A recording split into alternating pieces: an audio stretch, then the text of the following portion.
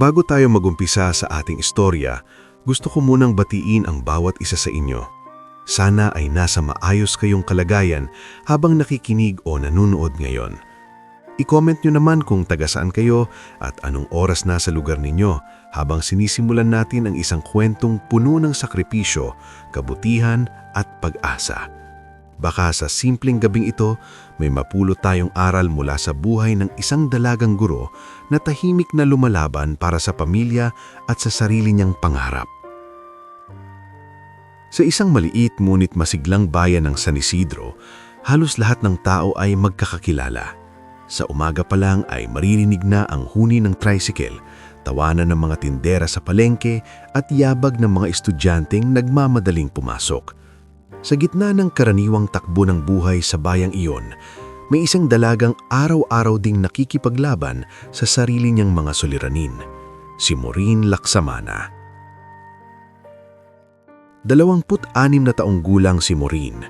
Isa siyang guro sa San Isidro Academy, isang pribadong paaralang kilala sa mataas na pamantayan, ngunit mababa kung magpasahod sa mga bagitong kagaya niya. Maganda si Maureen sa paraang hindi mapilit, malinis manamit, mahinhing kumilos, at may matang tila laging may iniisip. Hindi siya yung tipo ng babae na maingay o palaban sa paningin ng iba, pero sa loob-loob niya, araw-araw siyang nakikipagdigma sa takot, pagod at pangamba sa kinabukasan. Madaling araw pa lang ay gising na siya. "Maureen, anak, maaga ka na naman." Mahina ngunit may lambing na sabi ng kanyang inang si Luningning habang nagtitimpla ng kape sa maliit nilang kusina. Ngumiti si Maureen kahit may bahid ng antok ang mga mata. "Kailangan po, Nay. May checking pa ako ng quizzes ng grade 8 at may observation pa si Ma'am Selmira mamaya." Mula sa papag sa tabi ng bintana, umubo ang kanyang amang si Rodel. Malalim, mabigat at tila sumasabit sa dibdib ang bawat paghinga nito. Dati construction foreman si Rodel, ngunit simula nang maaksidente ito sa trabaho at nagkaroon ng komplikasyon sa baga, hindi na siya muling nakabalik sa hanap buhay. Mula noon, si Maureen na ang naging pangunahing haligi ng kanilang tahanan. "Anak," mahinang tawag ni Rodel, "huwag mo akong intindihin masyado. Unahin mo ang sarili mo. Napapagod ka na." Nilapitan siya ni Maureen at inayos ang kumot nito. "Tay, kayo po ang lagi kong inuuna kasi kayo ang dahilan kung bakit ako lumalaban. Makakabawi rin tayo." Sa kabilang sulok ng bahay, nagmamadaling naghahanda ng uniforme ang bunsong kapatid niyang si Jessa, isang matalinong dalagitang nangangarap maging therapist balang araw. "Ate, pasensya na ha, yung project fee ko sa Friday." Hindi agad sumagot si Maureen. Saglit siyang napatingin sa lumang pitakang halos wala ng laman. Ngumit gaya ng lagi niyang ginagawa, ngumiti siya. "Ako na bahala. Mag-focus ka sa pag-aaral mo." Hindi na bago kay Maureen ang magsinungaling para mapanatag ang pamilya. Sa totoo lang, halos sakto lang ang kanyang sahod sa gamot ng ama, baon ni Jessa, hulog sa utang sa tindahan ni Aling Pasing at pamasahe niya araw-araw. Kaya bukod sa pagtuturo, sumasideline rin siya bilang tutor sa 2 anak ng barangay Kagawad tuwing Sabado at Linggo. Pagdating niya sa San Isidro Academy, tila ibang mundo ang sumasalubong sa kanya. Malinis ang mga gusali, maayos ang hardin at nakapila ng maigi ang mga sasakyan ng mga magulang na halatang may kaya sa buhay. Ngunit sa likod ng maayos na kapaligiran, hindi maikakaila ang politika at paboritismong umiikot sa loob ng paaralan. "Good morning, Maureen," masayang bati ng janitor na si Brix Lorente habang nagwawalis sa koridor. "Good morning, Kuya Brix. Baka mauunahan ka na naman ni Ma'am Selmira sa kakahanap ng mali." Pabiro sabi nito ngulit may katotohanan. Napangiti si Maureen ng bahagya. "Hay nako, sanay na ako." Ang coordinator nilang si Selmira Velez ay isa sa mga kinakatakutan ng mga batang guro. Matalas magsalita, mapanuri at tila laging may gustong patunayan. Lihim mang usap-usapan sa faculty room na naiinggit ito kay Maureen dahil paborito ng mga estudyante ang paraan ng pagtuturo ng dalaga, wala ni mang isa man naglalakas loob na kumontra rito ng harapan. At hindi nagtagal, dumating nga si Selmira. "Maureen," milamig nitong tawag habang nakataas ang kilay. "Nakita ko ang lesson plan mo. Maayos pero parang masyadong mababaw ang integration mo ng values formation. Hindi pwede ang ganyan sa school na ito." "Ma'am, inalain ko naman po siya sa competencies at..." "Don't explain, revise it. At isa pa, bakit may 2 estudyante kang late sa submission? Baka masyado kang malambot kaya inaabuso ka nila." Natahimik si Maureen. Hindi niya gustong sumagot ng pabalang. Alam niyang konting maling galaw lang ay pwede siyang mapag-initan ng tuluyan. Sa faculty room, may ilan siyang kasamahang mababait at may ilan ding hindi. Isa na roon si Idel Marquez, isang kapwa guro na laging nakangiti sa harap niya, ngulit may kakaibang tonong mahirap basahin. "Grabe si Ma'am Selmira sa'yo," sabi ni Idel habang nagbubukas ng baonan. "Pero siguro kasi mataas expectations niya sa'yo, magaling ka raw kasi." Maureen smiled weakly. Siguro nga. Hindi niya alam kung simpatya ba iyon o patagong tuwa. Ngunit sanay na rin siyang mag-ingat. Sa mundo ng trabaho, natutunan niyang hindi lahat ng ngiti ay mabuti ang ibig sabihin. Pagsapit ng recess, dumaan siya sa karinderya ni Tita Osang sa tapat ng school. Doon madalas kumain ng ilang guro at utility staff dahil mura at masarap ang pagkain. "O hiha, eto muna, dagdagan ko na yung sabaw mo," sabi ni Tita Osang habang inaabot ang mangkok. "Mukha kang namumutla.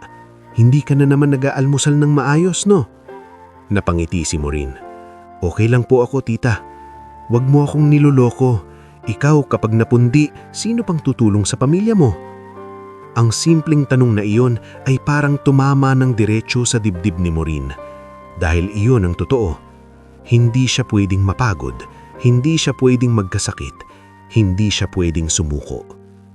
Pagbalik niya sa classroom, sinalubong siya ng mga estudyante niyang masayang bumati. Sa kanila lang niya nararamdaman na may saysay ang lahat ng puyat at hirap niya. "Good afternoon po, Ma'am Maureen," sabay-sabay na sigaw ng klase.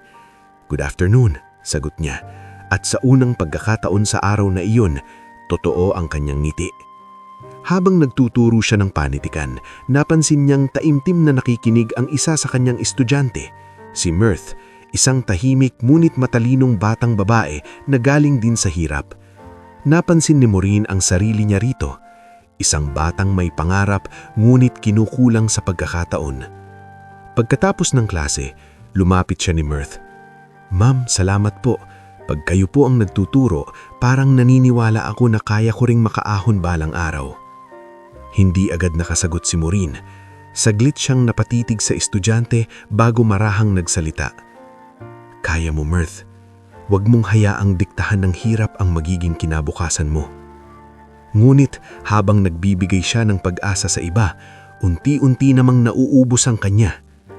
Kinagabihan, matapos ang mahabang araw sa paaralan, umuwi siyang dala ang tambak na papel, revision sa lesson plan at bigat sa dibdib na hindi niya maipaliwanag. Habang naglalakad siya sa gilid ng kalsada pauwi, natanaw niya ang billboard ng San Isidro Academy Foundation. Nandoon ang pangalan ng misteryosong may-ari ng school network, si Leandro Verastegui. Madaling makilala ang pangalang iyon sa buong probinsya. Sinasabing isa siyang bilyonaryong negosyante, may-ari ng mga paaralan, mall at malalawak na lupain. Ngulit kaunti ang nakakita sa kanya ng personal. Sa school, halos alamat na ang tingin ng mga empleyado sa kanya, isang makapangyarihang lalaking malayo sa kanilang araw-araw na buhay. Napabuntong hininga si Maureen habang nakatingin sa billboard. "Ang layo ng mundo mo sa mundo ko," bulong niya sa sarili, saka nagpatuloy sa paglalakad sa ilalim ng papadilim na langit. Pagdating niya sa bahay, nadatnan niyang natutulog na si Jessa sa ibabaw ng mga libro, habang ang kanyang ina ay tahimik na nananahi ng punda para may pandagdag sa gastusin. Sa gilid naman ay nakahiga ang ama niyang bahagyang hirap pa rin sa paghinga. Umupo si Maureen sa lumang silya at marahang ipinikitang mga mata. Pagod na pagod siya. Ngulit kinabukasan, gigising na naman siyang muli para sa parehong laban. Hindi niya alam na ang karaniwang araw na iyon ang huling yugto ng kanyang simpleng buhay. Hindi niya alam na sa darating na mga oras, may isang pangyayaring magbubukas ng bagong landas para sa kanya. Mas magulo, mas masakit, ngulit mas malaki kaysa sa anumang nais niyang pangarap. Sa gabing iyon, ang alam lamang ni Maureen ay ito. Isa siyang simpleng guro, anak at kapatid na handang magsakripisyo para sa pamilya. Hindi niya batid na ang kabutihang matagal na niyang isinasabuhay sa katahimikan ay malapit nang makita ng isang taong magpapabago sa takbo ng kanyang kapalaran. Bago tayo mag-umpisa sa susunod na bahagi ng ating istorya, nais ko munang kamustahin kayong lahat. Habang patuloy nating sinusundan ang buhay ni Maureen, i-comment nyo naman kung anong oras kayo kasalukuyang nakikinig at kung saan lugar kayo nanonood. Minsan, mas dama natin ang bigat ng isang kwento kapag iniisip nating baka may mga katulad din palang lumalaban sa totoong buhay sa iba't ibang sulok ng bansa.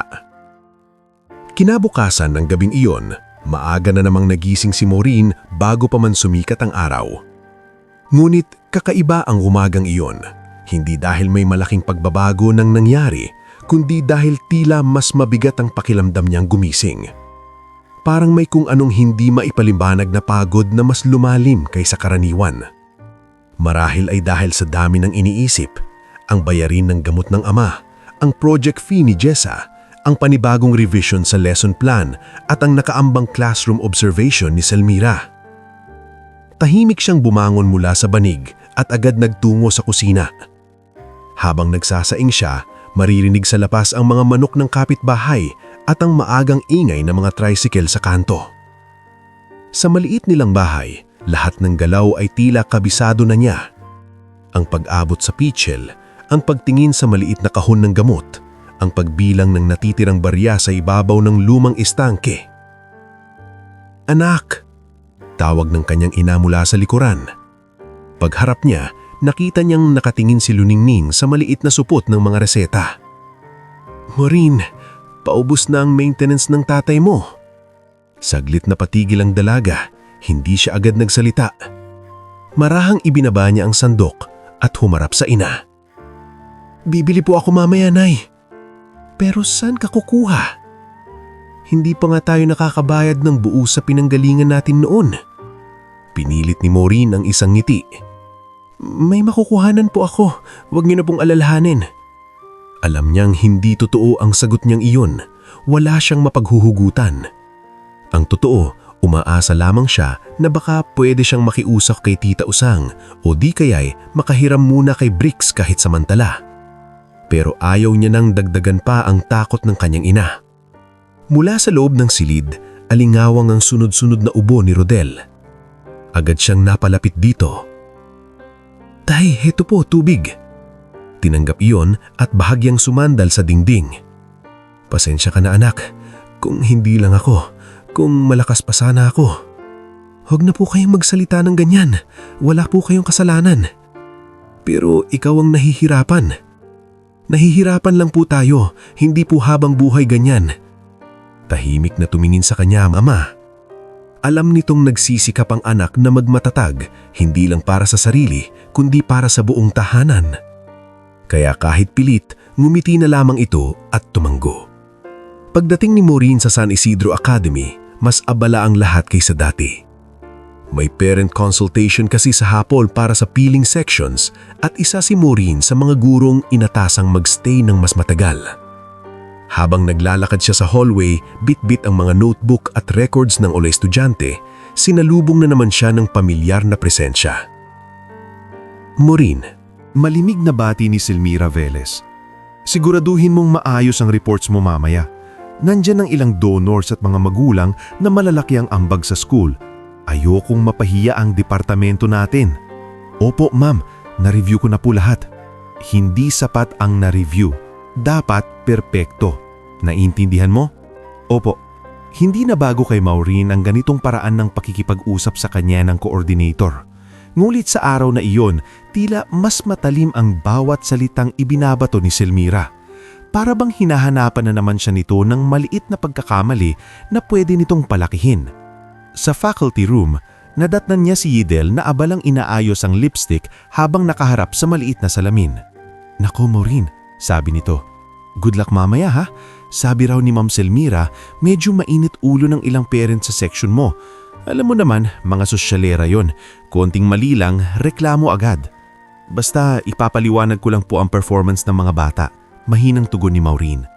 Biglang napasingit si Rafael Dimandal, isang lalaking guro sa math department na bihirang magsalita, ngulit maayos ang pakikitungo sa lahat. "Hindi mo kailangang kabahan, Maureen. Maayos ka mag-handle ng parents. Nakita ko na yan dati." Napalingon si Maureen at ngumiti ng bahagya. "Salamat, Sir Rafael." "Aba, may supporter ka pala," biro ni Idel, ngunit may tonong hindi malinaw kung totoo bang nagbibiro. Hindi na lamang pinansin niyon ni Maureen. Mas mahalagang ituon ang isip sa mahabang araw na naghihintay. Lumipas ang umaga sa pagtuturo, pagsusuri ng outputs ng mga estudyante at pakikiharap sa samut-saring tanong.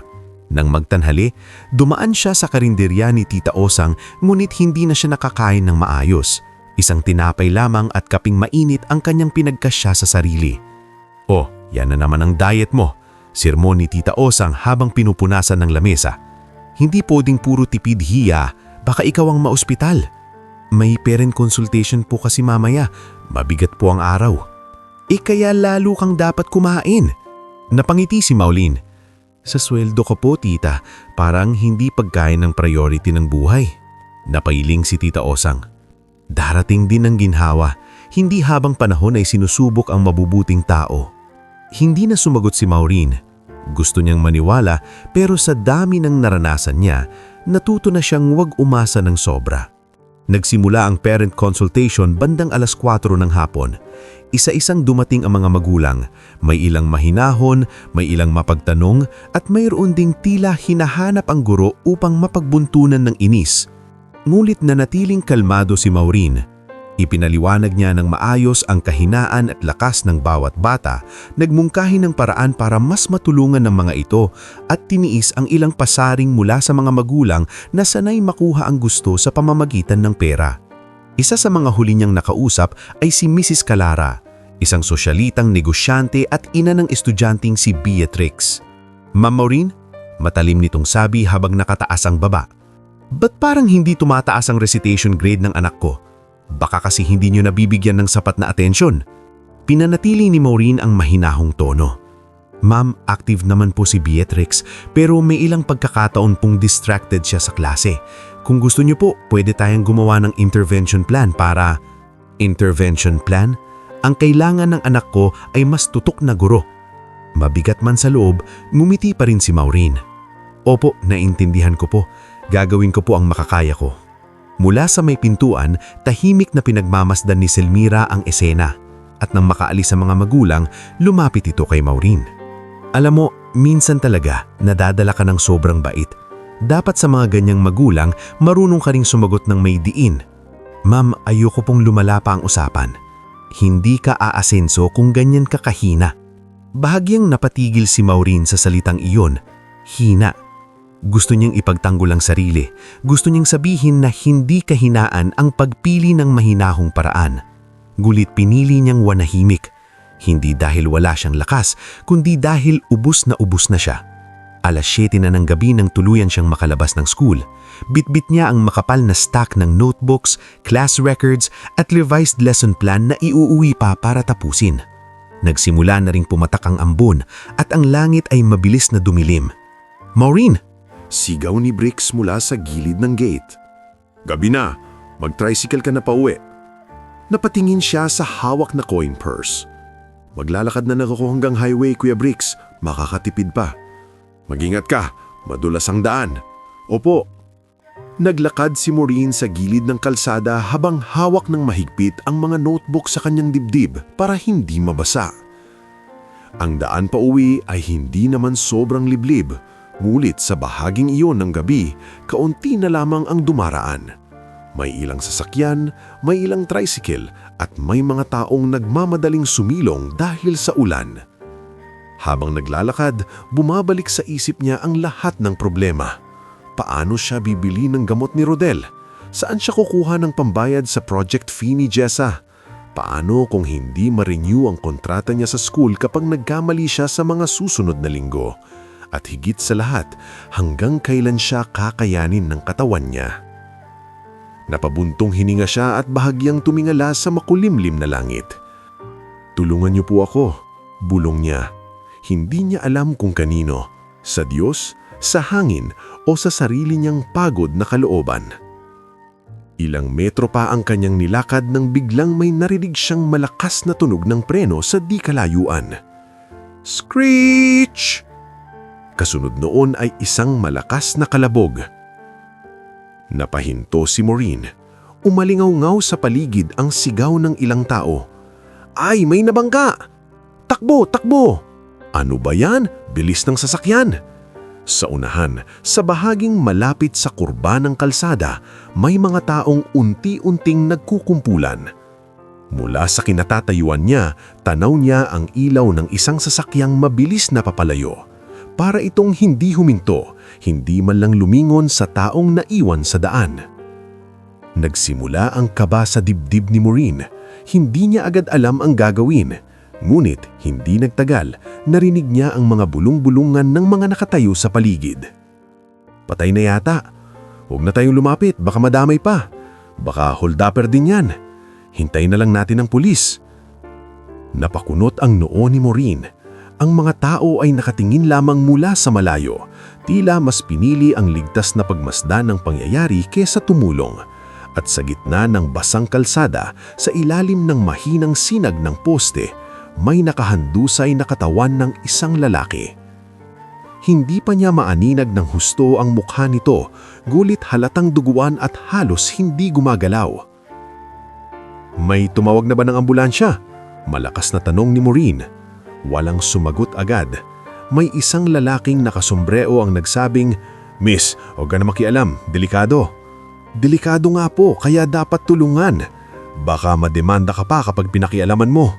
"Mas mademanda tayo sa konsensya kung pababayaan natin siyang mamatay," sagot ni Maureen, mas matapang kesa sa inaasahan niya sa sarili. Dahan-dahan siyang lumapit kahit nanginginig ang tuhod niya. Habang papalapit, lalo niyang nakikita ang kalagayan ng lalaki. May sugat sa noo, gasgas sa braso at hirap huminga. Hindi ito mukhang lasing o holdupper.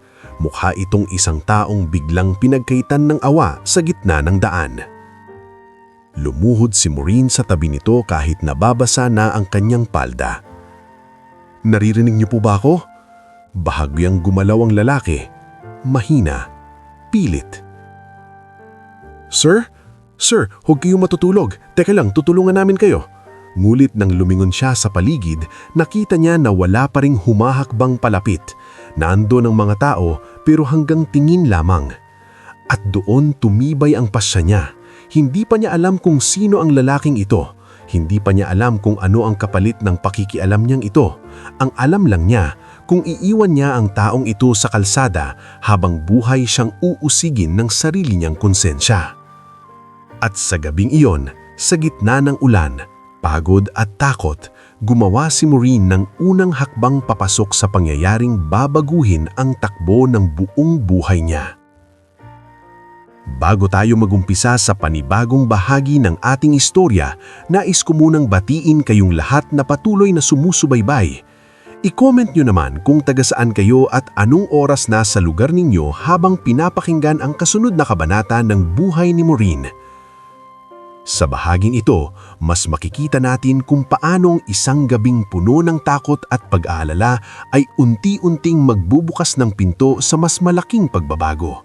Gulit, kasabay rin ito ang pagdami ng mga matang maiinggit at mga pusong lihim na magagalit.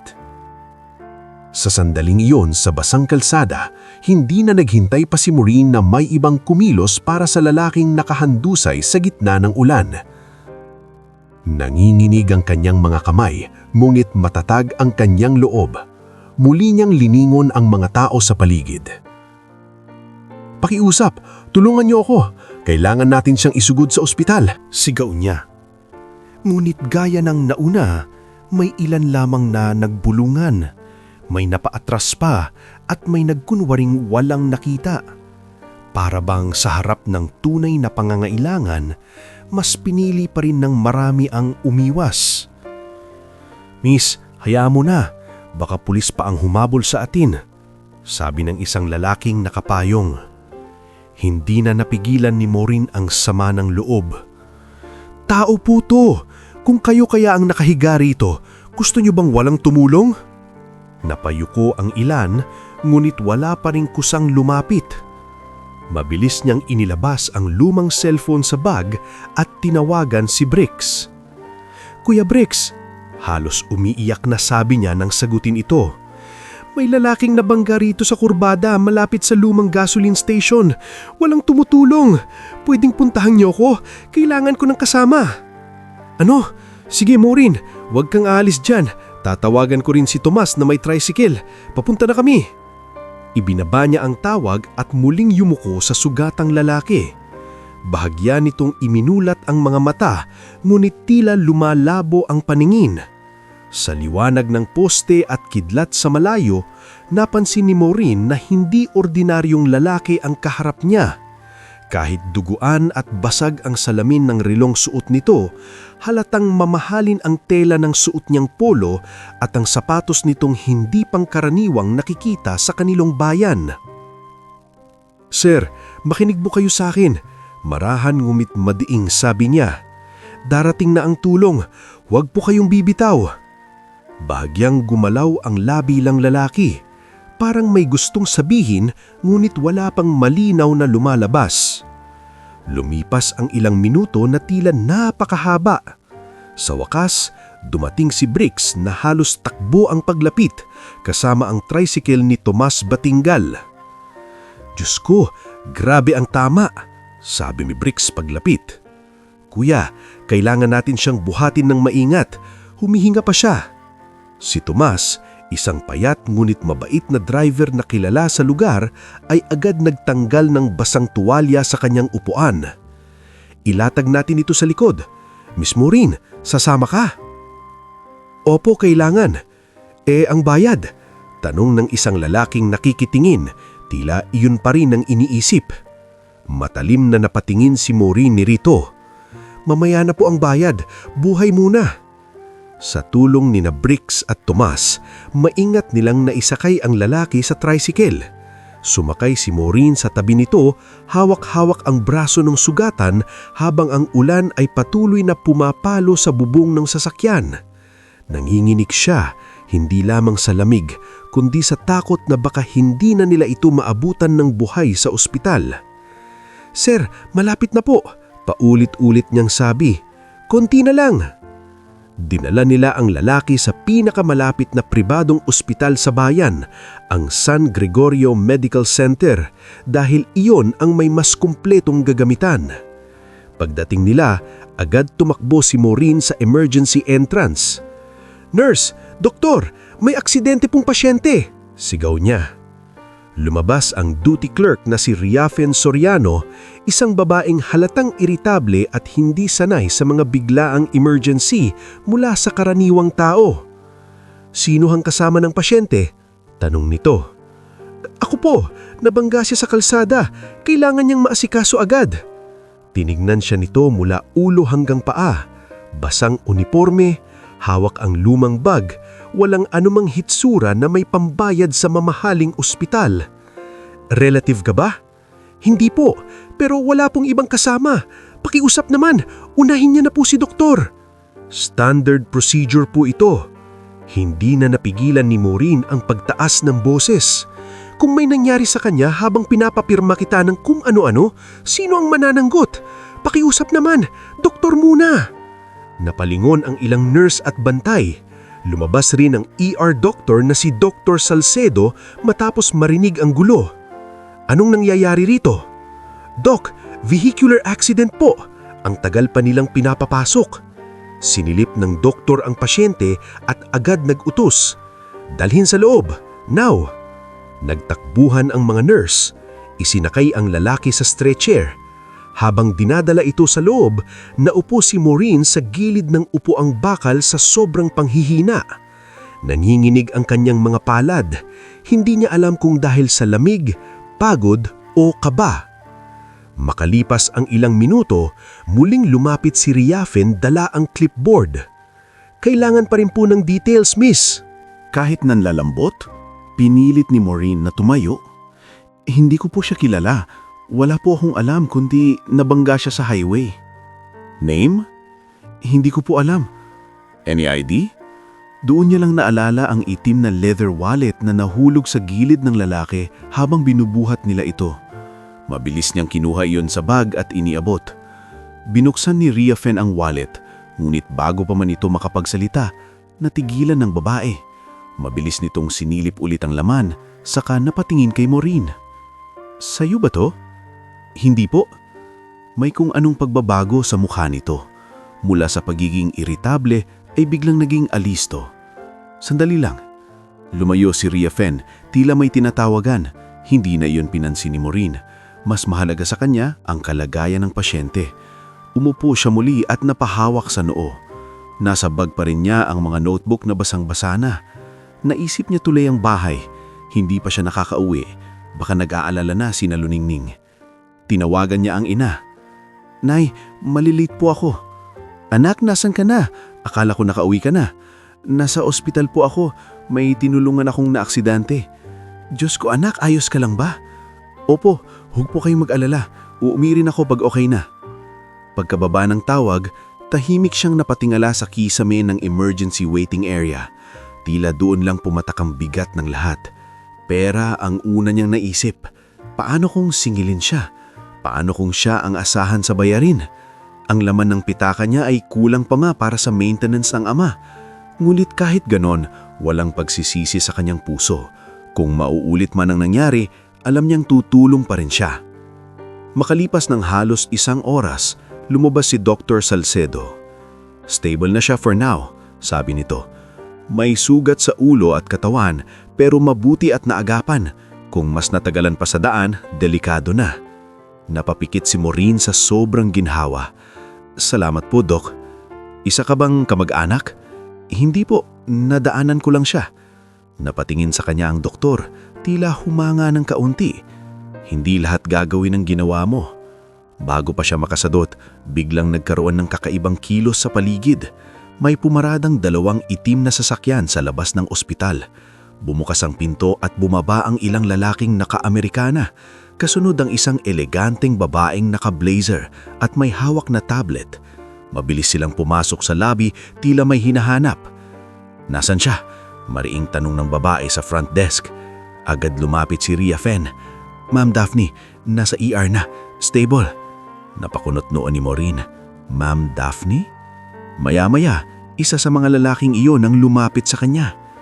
Ikaw ba ang nagdala sa pasyente? Opo. Dumating ang babaeng naka-blazer. I'm Daphne Alvero, executive assistant ni Mr. Leandro Verastegui. Ikaw ang tumulong sa kanya. Parang tumidil ang oras. Po? Sino po? Halos pabulong na tanong ni Maureen. Mr. Leandro Verastegui. Ulit ni Daphne, kaliwanadan at pagmamadali sa tinig.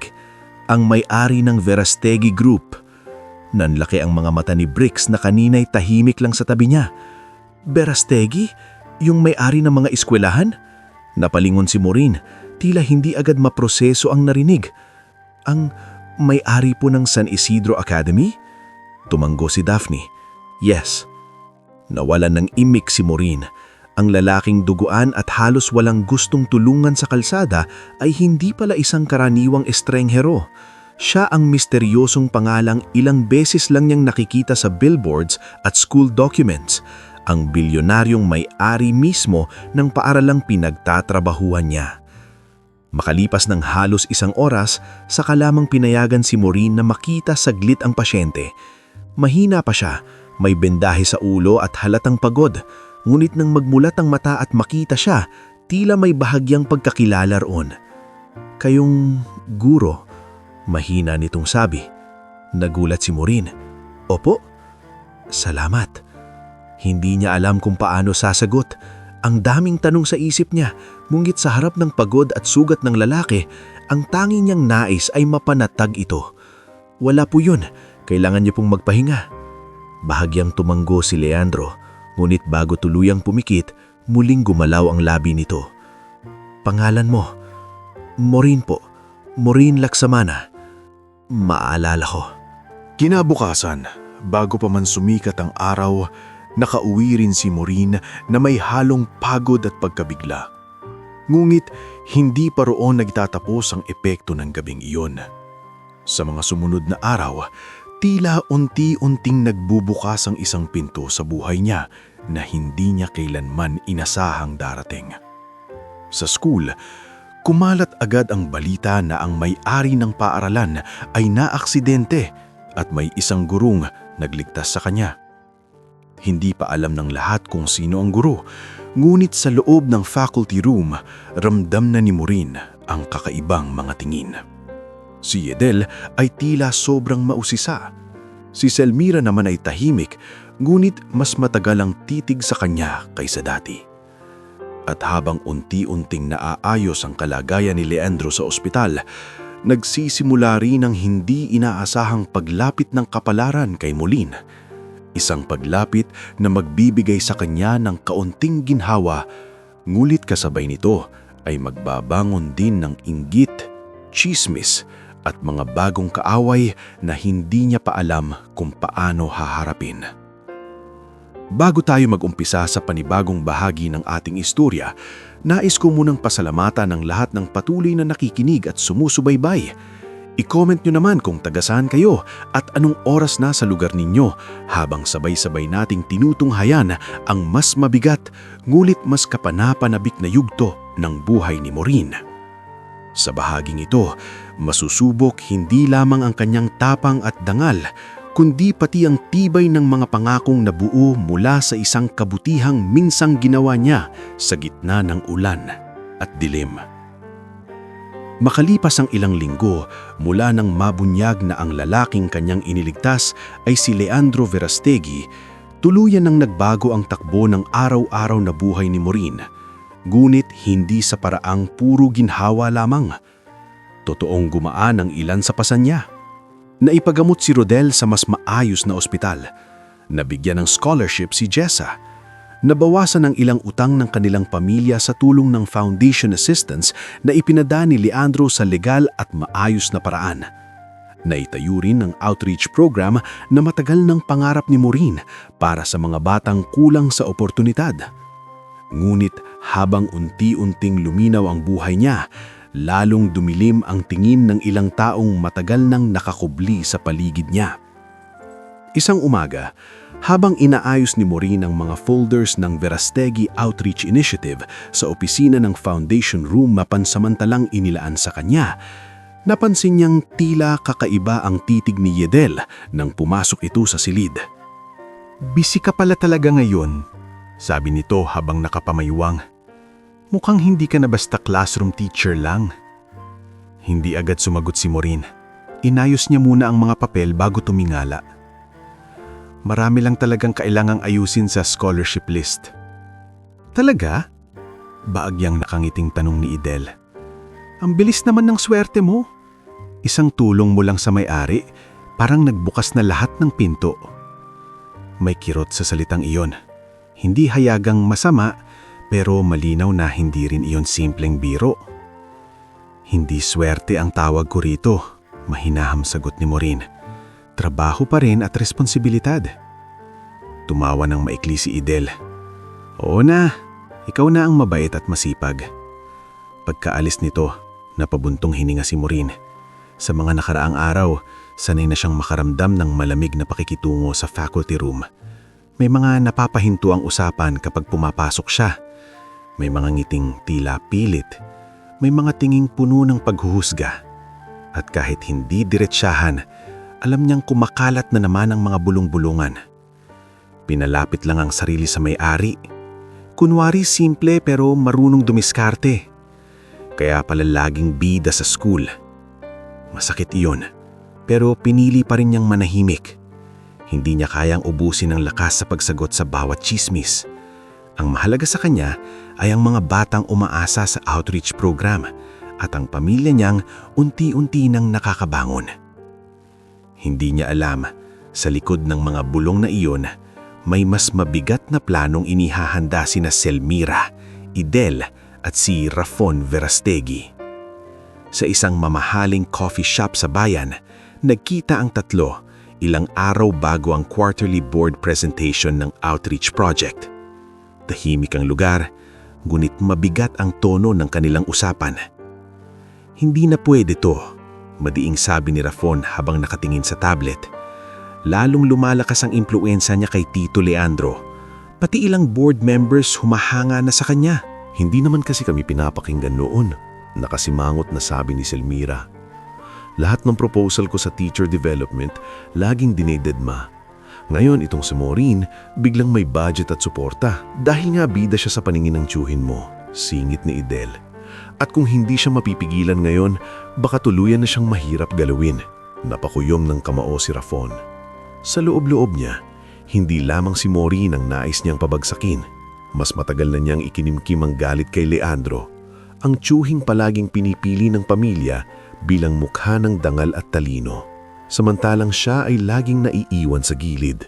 Noon pa man ay gusto na niyang magkaroon ng mas malaking kontrol sa ilang negosyo ng Verastegui Group, lalo na sa mga paaralan at supplier contracts na may malalaking pondo. May paraan, malamig na sabi ni Rafon. Kung gusto nating masira siya, hindi sapat al chismis. Kailangan may ebidensyang didikit sa pangalan niya at doon nila sinimulan ang plano. Sa mga sumunod na linggo, tahimik na kumilo si Velmar Dizon, ang accounting aide na matagal nang hawak ni Rafon sa pamamagitan ng mga utang at pabor. Dahan-dahan niyang iniba ang ilang entries sa financial records ng outreach program. May mga resibong pinilit ipasok. May mga digital approvals na peke ngulit mukhang totoo. May screenshots ng mensahe na inayos at pinutol para magmukhang si Maureen ang naguutos ng paglipat ng pondo sa isang supplier na hindi naman talaga otorisado. Kasabay nito, lihim ding kumilos si Idel. Nagpakita siya ng pakikipagkaibigan kay Maureen. Madalas pumasok sa foundation room para mag-alok kunwari ng tulong. Maureen, ako narito sa volunteers list. Mukhang pagod ka na. Salamat, Idel. Pakisama na rin yung attendance sheets. Sure, ako bahala. Hindi alam ni Maureen na sa bawat pagkakataong nakakalapit si Idel sa mga dokumento, may kinukunan itong litrato, may ina-adjust na ayos ng files at may sinusubukang kunin na pwedeng gamitin laban sa kanya. Samantala, si Leandro ay pansamantalang naging abala sa Maynila dahil sa ilang corporate concerns na may kinalaman sa expansion ng school network. Bago siya umalis, dumalaw pa siya sa bahay nila Maureen para kamustahin si Rodel at si Luningning. Hindi iyon marangya, walang press, walang bodyguards na nagkalat. Si Daphne lamang ang kasama niya. Hindi ko kayo binibigyan ng utang na loob, sabi ni Leandro nang kausap si Rodel. Ang gusto ko lang, gumaan ang laban ninyo. Si Maureen kasi matagal nang binubuhat ang lahat.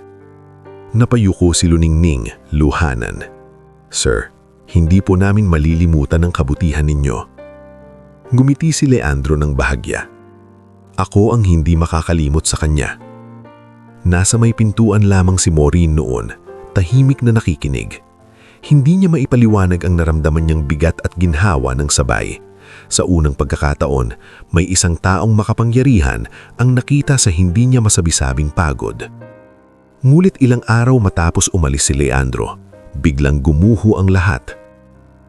Isang Lunes ng umaga, ipinatawag si Maureen sa opisina ni Principal Ariston. Pagpasok ni roon, nadantan niyang nandoon si Selmira, si Velmar at 2 miyembro ng internal audit team. Nakatayo si Principal Ariston sa tabi ng mesa, mabigat ang mukha. Umupo ka, Maureen, sabi nito. Kinabahan siya agad. May problema po ba? Nagpalitang tingin sina Selmira at Ariston. Si Selmira ang unang nagsalita. May irregularity sa pondo ng outreach program.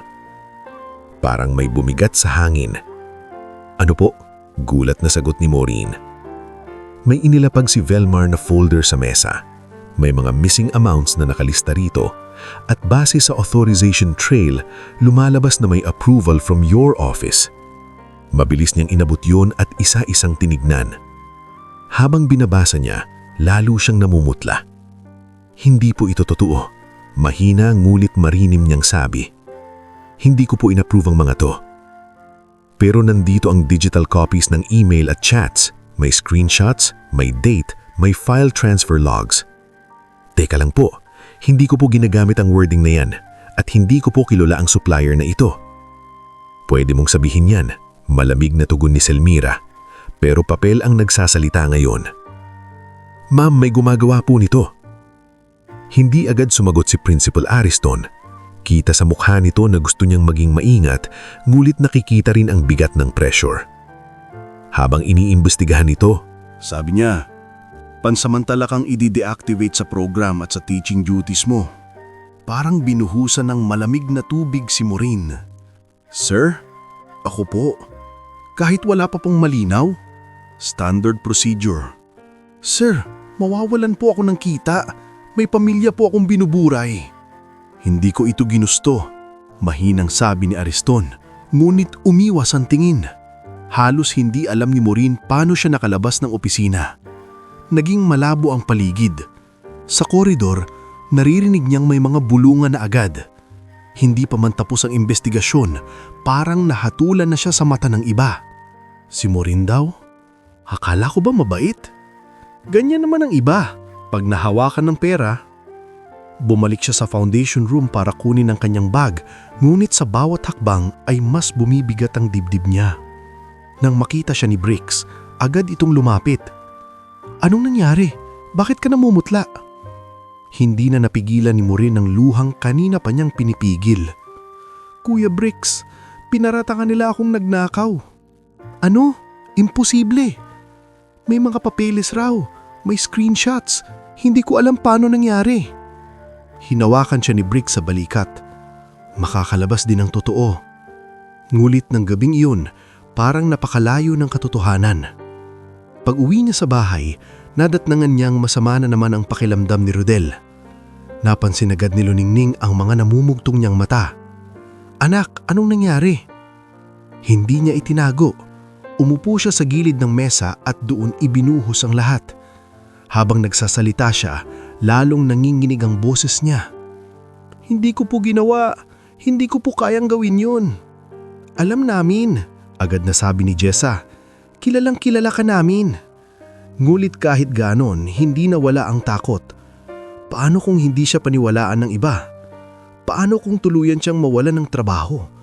Paano kung masayang lahat ng pinaghirapan niyang buuin? Dahil sa sobrang sama ng loob, kinabukasan ay bumalik ang hingal ni Rodel at kinailangang dalhin muli sa check-up. Nadagdagan na naman ang gastusin. Umatras si Jessa sa plano niyang bumili ng requirements para sa school. Ate, kaya kong huminto muna, umiiyak na sabi nito.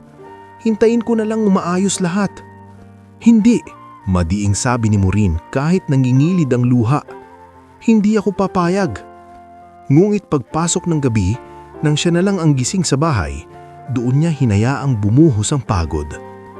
Umupo siya sa may bintana, hawak ang rosaryong bigay ng ama niya nung unang araw niya bilang guro. Pagod na po ako, mahinang niyang sabi sa gitna ng dilim. Pero hindi ako susuko. Ilabas niyo lang po ang totoo. Sa kabilang banda, sa Maynila, nakatanggap si Daphne ng kopya ng audit concerns. Agad niya itong dinala kay Leandro na nooy nasa kalagitnaan ng isang business meeting. Pagkabasa pa lang ng pangalan ni Maureen sa ulat, agad tumigas ang mukha ng bilyonaryo. This doesn't make sense, malamig nitong sabi. She would never do this. May mga attached proofs po, sagot ni Daphne. Proofs can be manufactured. Agad niyang ipinatawag si Attorney Corvin Sarmiento. I want a parallel investigation, quietly. Audit the suppliers, trace the approvals, check internal access logs, and dig into Rafon. Rafon? Tanong ni Daphne. Matagal nang nakamasid si Leandro sa pamangkin. Hindi man niya agad masabi, may ilang nawawalang pondo at may anomaliyang kontrata sa ibang branches na dati pa niyang ipinagtataga. At ngayong sa pangalan ni Maureen dumikit ang issue, tila nagkakabit-kabit na ang mga hinala niya. Makalipas ng mga araw, unti-unting lumabas ang mga bitak sa ginawang kasinungalingan. Ang supplier na lumalabas sa records ay isang shell company lamang. Ang IP logs ng approvals ay hindi mula sa device ni Maureen. Ang ilang screenshots ay edited. At si Velmar, sa gitna ng pressure at takot, ay nagsimulang mataranta. Dumating ang araw ng emergency board meeting at faculty assembly, isang araw na akala ng lahat ay pormal na pagbagsak ni Maureen. Tinawag siya sa stage ng school auditorium kasama sina Selmira, Velmar, Principal Ariston at ilang pang opisyal. Nasa unahan ng board members, nandun din ang ilang guro, staff at piling magulang. Tahimik ang lahat, punong-puno ng tensyon ang hangin. Tumayo si Rafon sa gilid, kampanteng-kampante ang tindig. Akala niya ay punuulan niya siyang naipipit ang dalaga. Ngulit nang buksan ang likurang pinto ng auditorium at pumasok si Leandro Verastige kasama sina Daphne at Attorney Corvin Sarmiento, agad nag-iba ang ihip ng hangin. Dahan-dahan siyang umakyat sa entalada at tinignan ng lahat bago nagsalita. Bago tayo humatol, Malamig, ngunit malinaw ang boses niya. Siguraduhin muna nating tama ang katotohanan. Sunod-sunod na inilatag ni Attorney Corvin ang mga ebidensya. Ang tunay na digital access logs, ang peking supplier registration, ang altered screenshots, at ang mga bank transfers na nag-uugnay kay Velmar sa isang account na konektado sa kumpanyang hawak ni Rafon. Nang ilabas pa ang CCTV footage mula sa finance office na nagpapakitang si Yudel ang paulit-ulit na pumapasok sa foundation room sa oras na wala roon si Maureen, nagsimula ng manginig ang inblanggiwangig ang ilan sa mga sangkot. Hindi ito simpleng accounting error, sabi ni Leandro. Ito ay planadong paninira. Tito, that's ridiculous, mabilis na sabi ni Rafon. Baka naman pinagtatakpan mo lang siya. Ngunit hindi na natapos ang palusot nito nang tumayo si Velmar, umiiyak at halos manghina ang tuhod. Sir, pasensya na po. Basag ang boses nito. Pinilit po ako. May utang po ako. Si Rafon po ang nag-utos. Si Ma'am Selmira po ang nagsabing si Ma'am Maureen ang magandang idikit. Si Ma'am Yudel po ang tumulong sa files. Nagkagulo ang buong auditorium. Velmar! Sigaw ni Selmira. Manahimik ka! Bulyaw ni Rafon. Ngunit huli na ang lahat. Sa harap ng buong paaralan, malinaw na napatunayang inosente si Maureen. Ang dalagang minsang binulungan, hinusgahan at pinagbintangang magnanakaw ay nakatayo ngayon sa harap ng lahat, nanginginig man, ngulit malinis ang pangalan. At sa sandaling iyon, habang unti-unting nalalantad ang kabulukan ng mga totoong may sala, tuluyan ding bumagsak ang mga maskarang matagal nilang isinuot sa harap ng institusyong minsang inakala nilang kaya nilang kontrolin. Ang mga gurong kanina lang ay pabulong-bulong sa gilid ay napatigil sa pagtingin. Ang mga empleyadong mabilis humusga ay napayuko. Ang mga estudyante at magulang na naroroon ay hindi makapaniwala na ang taong tahimik nilang pinag-uusapan sa mga nakalipas na araw ay malinaw ngayong biktima lamang ng planadong paninira. Sa entablado, nakatayo pa rin si Maureen, nanginginig ang mga kamay at tila hirap huminga. Hindi dahil sa takot na tulad noong siya ay nasakdal, kundi dahil sa pagod na inipon ng mga araw na walang katiyakan. Sa unang pagkakataon matapos ang napakabigat na pagsubok, naramdaman niyang dahan-dahang lumuluwag ang mahigpit na pagkakasakal ng pangamba sa kanyang dibdib. Maureen. Napalingon siya nang marinig ang boses ni Leandro Verastegui sa kanyang tabi. Hindi ito malakas magsalita, ngunit sapat para marinig niya sa gitna ng kaguluhan. Tapos na, sabi nito. Hindi ko hahayaang maulit ito. Saglit na natigilan si Maureen. Sa dami ng gustong sabihin ng isip niya, pasasalamat, pagod, takot, pagdududa, wala ni isa roong agad lumabas sa kanyang bibig.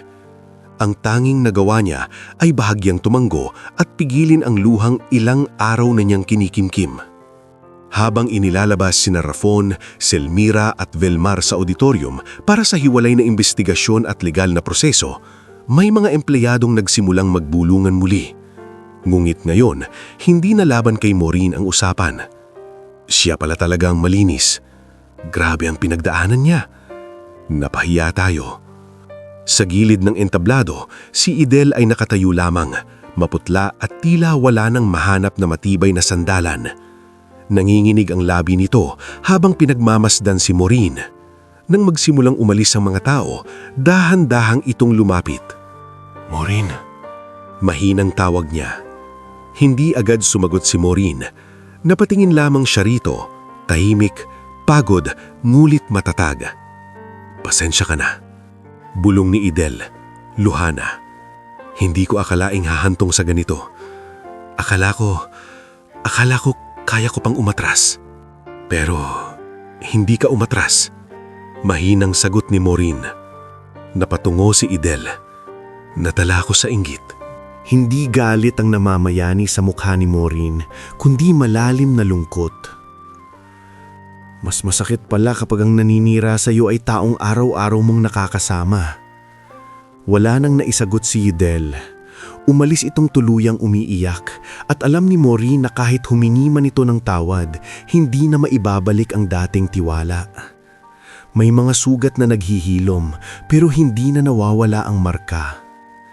Kinahapunan ding iyon, nagpatawag si Leandro ng hiwalay na pagpupulong kasama ang core board members, si Principal Ariston, Daphne at si Maureen. Sa loob ng conference room, mas maaliwalas ang liwanag, ngunit nananatiing mabigat ang katahimikan. Si Principal Ariston ang unang nagsalita. Maureen, bilang principal ng San Isidro Academy, nais kong humingi ng paumanhin sa iyo. Hindi ko agad nakita ang buong larawan. Tahimik lamang si Maureen. Alam niyang hindi simpleng sorry ang makapapawi sa pagkapahiya at takot na dinanas niya, pero nakita rin niyang may bigat sa konsensya ng matanda. Tinanggap ko ang investigasyon dahil iniisip kong standard procedure iyon, pagpapatuloy ni Ariston. Pero dapat mas pinakinggan kita. Sir, mahinahong sabi ni Maureen. Masakit po pero tatos na. Ang mahalaga po ngayon may natutunan tayong lahat. Napatingin sa kanya si Leandro at muling humanga sa paraan ng dalaga sa pagharap sa sakit nang hindi nawawala ang dignidad. Pagkatapos noon ay inilahad ni Leandro ang kanyang pasya. Effective immediately, sabi niya habang nakatingin sa board. Ibinabalik si Maureen Laksamana sa San Isidro Academy, pero hindi na lamang bilang classroom teacher. Napatingin ang lahat kay Maureen. Simula ngayon, siya ang mamumuno sa Verastiegui Scholarship and Teacher Welfare Foundation sa buong San Isidro District. Nang laki ang mga mata ni Maureen. Sir, ako po? Yes, diretso nitong sagot. Hindi dahil iniligtas mo ako, kundi dahil napatunayan mong kaya mong pangunahan ng isang institusyon na may malasakit, integridad at tapang. Pero malaki po iyon, hindi ko po alam kung... Alam mo, putol ni Leandro, ngunit hindi mabagsik ang tono. Matagal mo nang ginagawa iyan sa maliit na paraan. Bibigyan kita ngayon ng mas malawak na espasyo. Hindi agad nakasalita si Maureen. Para bang bumalik sa isip niya ang lahat. Ang mga umagang walang kasiguraduhan, ang pagtitipid sa pamasahe, ang pag-iyak sa dilim ng hindi nakikita ng pamilya, ang panghihina niya sa waiting area ng ospital noong gabing iniligtas niya ang isang estranghero. At ngayon, heto siya, kaharap ang taong minsang dugo ang iniwan sa kalsada at inaalok ng isang buhay na dati hindi man lamang niyang pinapangarap para sa sarili. Sa mga sumunod na buwan, unti-unting nagbago ang takbo ng buhay ng pamilya Laksamana. Sa tulong ng legal compensation at regular support package na inilaan ng foundation para sa medical recovery ni Rodel, nagkaroon ito ng mas maayos na therapy at maintenance. Hindi man agad bumalik sa dating lakas, naging mas maaliwalas ang paghinga nito at unti-unti na rin itong nakakalakad sa bakuran ng hindi gaanong hinihingal. Isang umaga, nadatnan ni Maureen ang ama na nakaupo sa harap ng bahay, may hawak na baso ng mainit na salabat. Tay, bakit nandito na kayo sa labas? Hindi po ba kayo napapagod? Ngumiti si Rodel. Hindi na gaya noon, anak. Sa wakas, parang bumabalik na ang katawan ko. Alam mo, matagal ko nang gustong maramdaman ulit ang sikat ng araw sa umaga nang hindi masakit huminga. Napaluha si Maureen sa simpleng salitang iyon. Ang mga ordinaryong bagay na ipinagkait ng buhay sa kanilang pamilya ay unti-unti nang naibabalik. Samantala, si Jessa ay lalo pang nagsikap sa pag-aaral. Dahil sa scholarship at support sa school needs, hindi na nito kailangang mag-alala araw-araw kung may pambayad pa ba sila sa projects o pamasahe. Lumipas ang mga taon at nakatapos si Jessa ng kursong speech therapy, pangarap na dati tila napakalayo sa kanila. Sa graduation nito, mahigpit na inakap ni Jessa ang ate. "Ate," umiyak nitong sabi, "kung hindi dahil sa'yo, hindi ako aabot dito." Umiling si Maureen at ngumiti. "Hindi, Jess. Kung hindi dahil sa tiyaga mo, hindi rin. Pinaghirapan mo to." Hindi rin napabayaan ni Maureen ang kanyang ina. Sa tulong ng maliit na financial planning grant mula sa foundation at payo ni Daphne, nakapanpayo si Luningning ng maliit ngunit maayos na school supplies and snack shop malapit sa barangay hall. Hindi iyon marangya, ngunit sapat upang magkaroon itong sarihing pinagkakaabalahan at kita. "Hindi ko akalain sa edad kong ito, makakapagsimula pa akong muli," sabi ni Luningning minsang inaayos ang paninda. "Hindi pa huli ang lahat, Nay," sagot ni Maureen. "Minsan, matagal lang talaga dumating ang pagkakataon." Hindi lamang ang kanilang pamilya ang nabago. Isa sa mga unang ginawa ni Maureen sa bago niyang posisyon ay ang pagtulong sa mga taong naging bahagi ng kanyang paglalakbay. Si Brix Lorente na hindi nag-atubiling tumulong noong gabing may aksidente at muling umalalay sa kanya noong siya'y binagsakan ng paratang ay inirekomenda niya sa foundation bilang full-time facility supervisor para sa mga outreach centers sa district. Nang sabihin iyon ni Maureen kay Brix, hindi agad ito makapaniwala. "Ako? Supervisor?" tanong nito habang napapakamot sa ulo. "Oo, Kuya Brix," nakangating sagot niya. "Ilang taon na kayong tapat, masipag at maahasahan. Panahon naman para ma-recognize yon." Napailing si Brix, nangingilid ang luha. "Akala ko hanggang walis at map lang ako habang buhay." "Hindi po. Minsan ang galing ng tao, natatakpan lang dahil walang nagbibigay ng tamang pagkakataon." Si Tomas Batingal naman nabigyan ng tulong para makapag-franchise ng bagong tricycle at kalaunay nakapagtayo pa ng maliit na boundary unit. Si Tita Osang na laging may sabaw at malasakit para sa mga gurong gipit ay naisama sa school canteen supplier program para mas lumago ang kanyang karinderya. At si Mirtha, ang tahimik na estudyanteng minsang nagsabing naniniwala siyang makakaahon siya balang araw, ang naging isa sa mga unang opisyal na scholar ng foundation. Sa pagdaan ng panahon, nagtapos ito ng may karangalan at bumalik sa San Isidro bilang bagong guro sa elementarya. Sa araw ng kanyang first day as teacher, lumapit ito kay Maureen. "Ma'am, ay hindi, Miss Laksamana na pala," natatawang sabi nito. Napangiti si Maureen. "Pwede pa ring Ma'am Maureen." "Salamat po. Kayo po ang dahilan kung bakit ako nandito." "Hindi, Mirth. Pinili mo lang na hindi sumuko." Samantala, si Leandro ay nanatiling malapit sa mga proyekto sa San Isidro. Ngunit sa kabila ng lahat ng usap-usap sa paligid, hindi niya minadali ang anumang namamagitan sa kanilang ni Maureen. Wala siyang ginawang hakbang na magmumukhang sapilitan o pabigla-bigla. Sa halip, sinikap niyang kilalanin si Maureen sa paraang hindi siya malulunod sa utang na oob o sa distansya ng estado nila sa buhay. Minsan, pagkatapos ng isang school renovation inspection, magkasabay silang naglakad sa lumang bahagi ng campus kung saan may mga punong akasya. "Naalala mo pa ba?" tanong ni Leandro. "Ang gabing iyon?" Pihiwit si Maureen at bahagyang tumawa. "Paano ko makakalimutan? Basang-basa ako, pagod na pagod, at ang lakala ko'y baka ako pa ang singilin ng ospital." Napangiti si Leandro.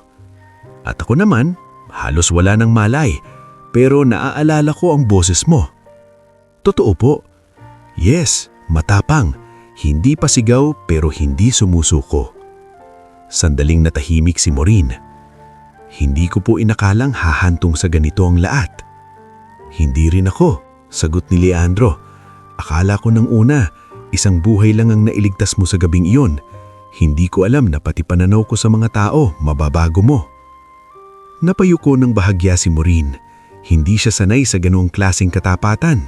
Ngunit sa bawat pag-uusap nila, unti-unti niyang nakita na sa likod ng kayamanan at kapangyarihan ni Leandro ay may isang lalaking matagal ding nasanay sa pag-iisa at pagdududa. Lumipas pa ang panahon. Hindi nila minadali ang damdamin. Walang biglang proposal, walang esenang minadali ng luho. Ang namuo sa pagitan nila ay paggalang, tiwala at pagkakaibigang may lalim. Hanggang sa isang gabi, matapos ang successful District Scholars Recognition Program, magpaalam si Leandro na hatid si Maureen pauwi. Sa labas ng bahay nila, sa ilalim ng ilaw ng poste na tila nagpapaalala sa unang gabing may bumago sa tadnak nila, marahin itong nagsalita. Maureen, hindi ako narito para hingin ang sagot mo agad, pero gusto kong sabihin ng diretsyo. Gusto kitang ligawan ng maayos, hindi bilang may-ari ng paaralan, hindi bilang taong tinulungan mo noon, kundi bilang lalaking humahanga kung sino ka. Hindi agad nakasagot si Maureen. Tumingin muna siya sa bahay nila na minsang halos lamunin ng problema, pero ngayon ay maliwanag na ang bintana at maririnig ang tawanan ni Rodel, Luningning at Jessa sa loob. Pagkatapos ay tumingin siya kay Leandro. Kung sasagutin ko po kayo, hindi iyon dahil sa utang na oob. Iyon mismo ang inaasahan ko. Sagot nito. Ngumiti si Maureen. Hindi iyong ngiting pilit. Hindi iyong ngiting pangtago sa sakit. Kundi ngiting payapa. Sige po, subukan natin. Pero dahan-dahan lang. Dahan-dahan, ulit ni Leandro. At sa unang pagkakataon sa matagal na panahon, pareho silang tumawa nang walang bigat. Sa huling yugto ng kwento, ginanap ang ikalimang taon ng Verastegui Scholars Graduation sa mismong San Isidro Academy. Ang paaralang minsang naging saksi sa pangmamaliit, tsismis at paninira. Ngayon, ang dating gusali ng pangamba ay napuno ng palakpakan, pag-asa at mga batang nakangiting may hawak ng diploma. Sa harap ng entablado, pinarangalan si Maureen Laksamana bilang pangunahing leader ng District Foundation at bilang babaeng nagbigay ng bagong muka sa edukasyon at malasakit sa San Isidro. Isa-isa siyang pinapalakpakan ng mga guro, magulang, estudyante at mga empleyadong binsang nagduda rin sa kanya.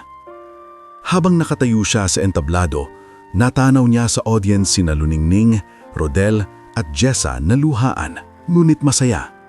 Si Brix na nakangiti ng abot tenga. Si Tipa Osang na panay ang pamaypay habang umiiyak. Si Tomas na nakaputing polo. Si Mirth na nakaupo kasama ang mga batang scholar. At si Leandro. Tahimik, ngulit may pagmamalaking hindi kailangang ipagsigawan. At sa sandaling iyon, lubos na naunawaan ni Maureen ang isang bagay na matagal na niyang ipinagdarasal, ngunit hindi inaasahang mararanasan. Ang kabutihang ginagawa sa katahimikan ay may panahon ding ibinabalik ng buhay. Hindi laging sa paraang na inaasahan, pero sa paraang higit na buo, higit na marangal, at higit na makahulugan. Ang simpleng gurong minsang naglakad pa uwi sa ulan, kapos sa pera at puno ng pagod, ay hindi lamang nakaligtas sa hirap. Naging ilaw siya sa buhay ng iba. At ang lalaking minsang dugo ang iniwan sa kalsada ay hindi lamang naging bahagi ng kanyang kapalaran. Naging saksi rin ito sa pag-usbong ng isang babaeng matagal nang may liwanag sa puso. Sa dulo, hindi kayamanan ng tunay na gantimpalang natanggap ni Maureen, kundi ang buo niyang pangalan, ang dignidad na hindi nabibili ng pera, ang pamilyang muling ngumiti, ang mga pangarap na natupad hindi lamang para sa sarili, kundi para sa iba, at ang pag-ibig na dumating ng hindi minadali, kundi pinatibay muna ng respeto at katotohanan. At sa dulo, Nagtapos ang kwento ni Maureen Laksamana, hindi sa luho, hindi sa paghihinggating, kundi sa isang tahimik ngunit ganap na tagumpay. Ang patunay na ang isang pusong marunong tumulong kahit walang nakakakita ay kayang baguhin ang kapalaran, hindi lamang ng isang tao, kundi ng buong mundong umiikot sa kanya.